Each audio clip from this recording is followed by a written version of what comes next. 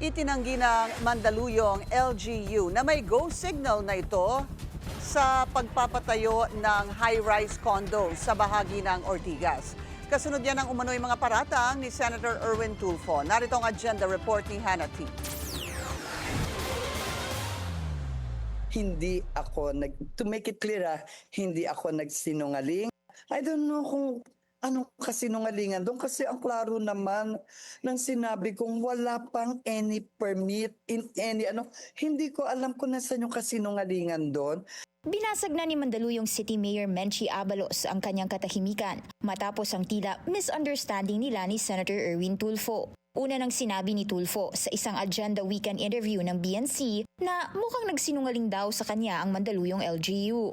Yan ay bunsod na napabalitang pagtatayo ng higit 70-story condominium sa residential area ng Barangay Green Hills East. Sinabi raw kasi sa kanya ni Mayor Menchie na panahon pa ni nooy Mayor Benjamin Abalos Sr. ang approval ng barangay at GEVA o Green Hills East Village Association sa construction ng nasabing kondo kahit palabag ito sa zoning laws. What I did was I talked to the LGU.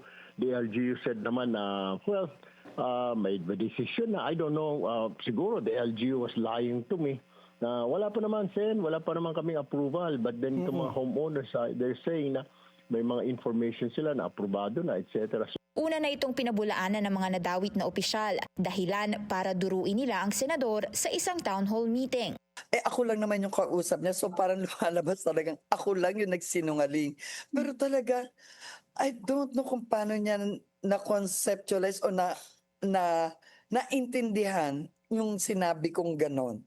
Around 2 weeks ago, tumawag daw si Tulfo sa kanya tungkol sa kondo habang kasama niya ang asawang si dating DILG Secretary Ben-Hur Abalos. At ang bungad ko sa kanya, Sen, ika-clarify ko lang po sa inyo, wala pa pong any permit na ibinibigay whoever, kahit kami o whoever man po. Yun yung bungad ko pa sa kanya. Wala kaming ini-issue any permit kasi wala pa rin naman kami nakukuha any papers. Nagpakwento pa raw si Tulfo sa Mayora. Sabi ng alkalde, nakisit-in siya sa nooy presentation ng Shang Properties na pinropose ang condo construction sa Green Hills East. Pinagsalita raw ni Abalos Sr. ang representatives mula sa Lasal Green Hills, Barangay at GEVA Board, maging ang pamilyang concerned sa naging presentation ng Shang.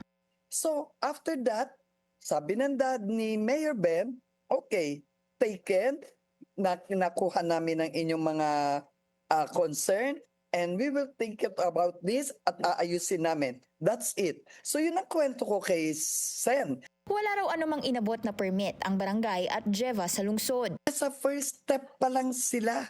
First step, kumbaga, propose pero wala pa kahit ano. I don't know kung saan galing yung mga chismis na yan. Pinaplano pa raw ng LGU na makipag-ugnayan sa GEVA Board para sa isang consultation. Naglabas na rin ng certification dated August 5 ang sangguniang panglungsod para linawing walang anumang resolution ang ipinapasa tungkol sa alleged proposed project ng Shang Properties sa Green Hills East. Hiningi raw ito ng alkalde sa SP para matulungan siyang linawin ang issue. Sa ngayon, wala pang opisyal na pahayag ang kumpanya.